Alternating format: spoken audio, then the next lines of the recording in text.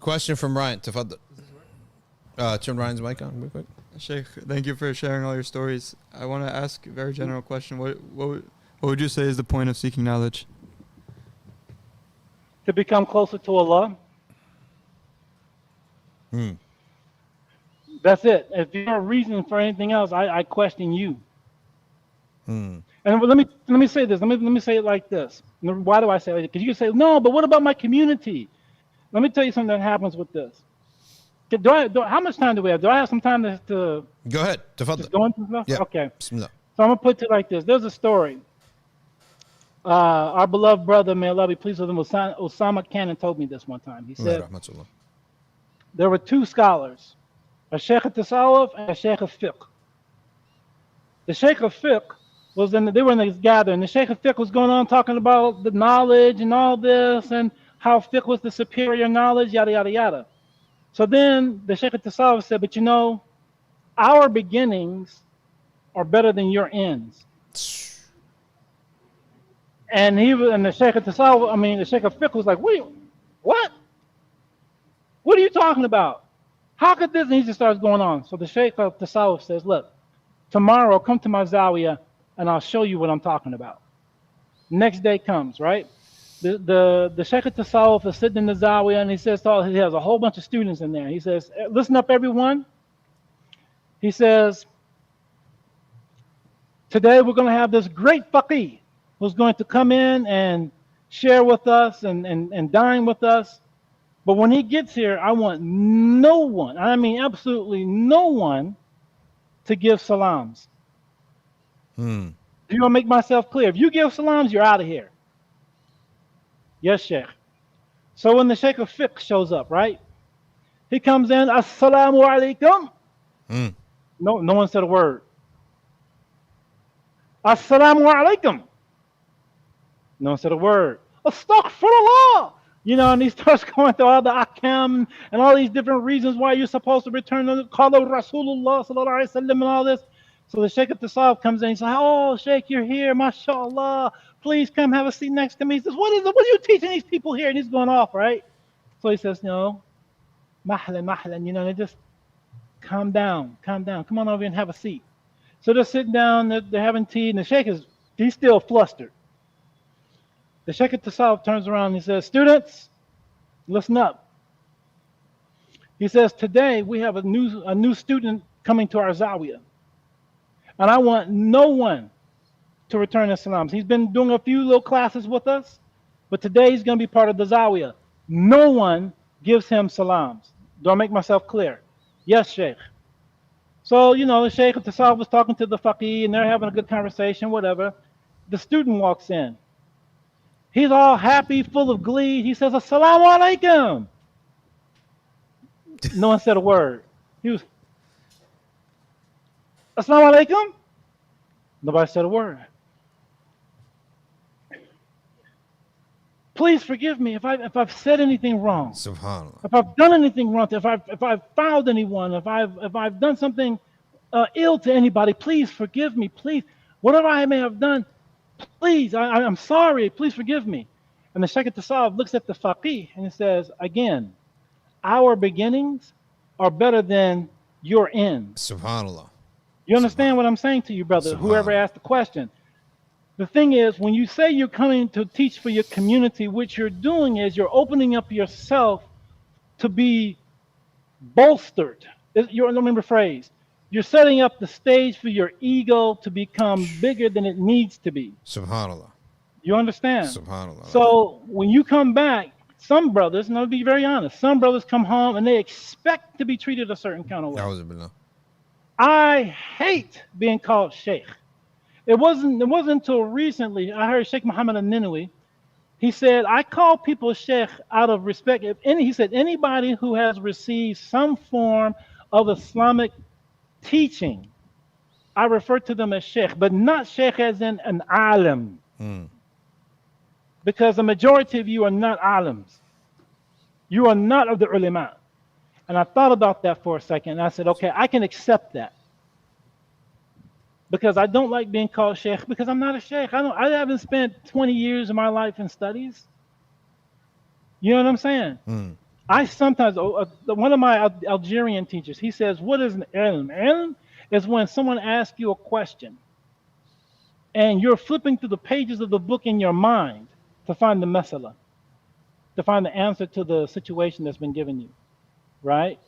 Not someone who says, hold on, let me get back to you, I'm going to check my books.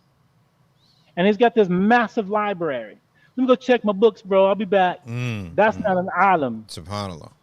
right? Subhanallah. He told me that an alim is not a person who takes a lot of books and has studied. He takes one book and he's read it over 500 times. Subhanallah. He said Subhanallah. that is an alim. Subhanallah. So my thing is that when we're looking at people who like to profess that they're people of knowledge, a lot of things just get opened up, brother, that are dangerous. So your goal has to be Allah and only Allah in your acquisition of seeking knowledge. Whether you go across seas, whether you're sitting with Dr. Shadi, and whether you're sitting with me, whether you're sitting with Sheikh Abdul Karim Yahya, Sheikh Yahya Rodis, whomever Allah puts you in front of, right? No matter who that person is, your intention has to be for the pleasure of Allah, to become closer to Allah, to understand. Because another thing, we have to become people. Habib Ali al-Jafri said this: we have to become people of haqiqah, right? Of reality, of experience, not people of surah, the people who look the part. I've got a few beautiful words and I've learned a few things. I read a couple of hadith, but nothing has been eternalized. You understand, brother? I mean, I can go on and on with this. I think you kind of got it at this point, but it has to be eternalized. So when we speak, we're not speaking because we read something and we're regurgitating knowledge. We're speaking from the point of view of experience. And even myself, I'm still, after all these years of being removed from Turin, because I left Turin in 2003. Now that doesn't mean you've arrived. The student really becomes a student when they start teaching. Subhanallah.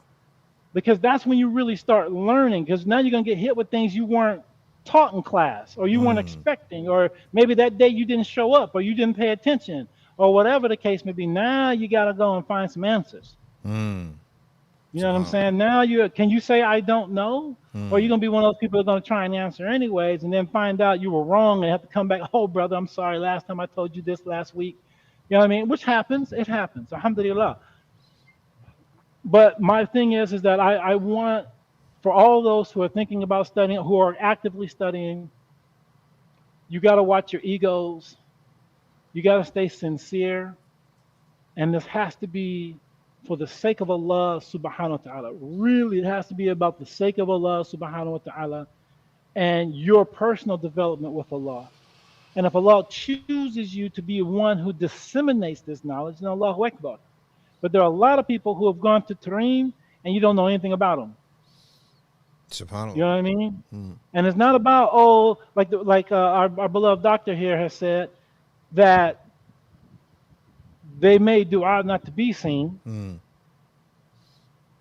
No. I can tell you right now, that ain't the case. SubhanAllah. I can tell you right now, a lot of these brothers, they got what they came there for, and they left. SubhanAllah. But, yeah, I wouldn't, no. Ajib. I'm just being honest. You know, some people come to Daughter Mustafa just so they can say, I was with the Habayib. There was one brother in particular telling everybody, I was Habib's top student. You've been there accumulatively 6 months, if that. Accumulatively, if that. What? How did you become a top student? You know, and what's funny to us is that the Habayib all tell us, the ones who sit in the front row are the sickest ones. SubhanAllah. They're the ones who have they're the sickest ones. It's the ones that are far away that are the closest to us. SubhanAllah. And they all say this. And it's not trying to be, to say something nice about the people sitting far away. This is a reality. SubhanAllah. When before we used to see when in our gatherings at Daughter Mustafa, when the Mawlid comes, where was Habib Ali al-Jafri sitting? He wasn't in the front row. He wasn't up there against the wall with the rest of the Habayib. This man was out in the hallway sometimes. sitting down, or he'd be in the very back with his head down, basically in a sense trying to hide. Habib called them the same thing. It wasn't until Habib Omar told them they had to sit in the front that they started sitting in the front. Subhanallah. They had to be commanded to do that. Most of the Habib, especially the younger ones, nobody was looking to get up on the mic. Nobody was, ooh, I'm going to say this today. Ooh, I can't wait to share this with everybody. Oh, I just read it. I'm going to drop this bomb. Oh, it's going to be deep. You know what I mean? Subhanallah. No. And that's what I learned, right? The way of the Ba'alawi is that you learn. It's ilm wal amal wa da'wah, knowledge, ilm wal amal, works. So you can't just learn and not do. You have to do what you learn. In other words, you become what you learn. You become the experience, right? Well, da'wah. Then there's the da'wah part. And da'wah is given, like we said, many, many different ways. Many of our scholars of the old used to literally sit in the back at different gatherings and not say a word until they heard something wrong. Then they will say something. And they said when they did speak, everyone in the room knew who the real faqih was. I'm not looking to do that, but I do sit in the back and I'm quiet. I'm not always, when I come in gatherings, I'm not trying to sit up in the front. I'm trying to be in the back. Subhanallah. That's what I've learned. And I understand it. Don't want to be in the front. I don't like being the imam of a salat. Too much pressure. It just is. I'm sorry, it is. It's safer. Thank you. Solitude is safer. Thank you. Subhanallah. So I give you a long answer, Akhi, because I really holistically want you and everyone else listening to understand that this is not about becoming famous or popular. Not saying that that was your intention or that was part of your question or what you were thinking, but it's what can happen. It's what can happen to a lot of people. Subhanallah. Yeah. Subhanallah. And Allah knows best.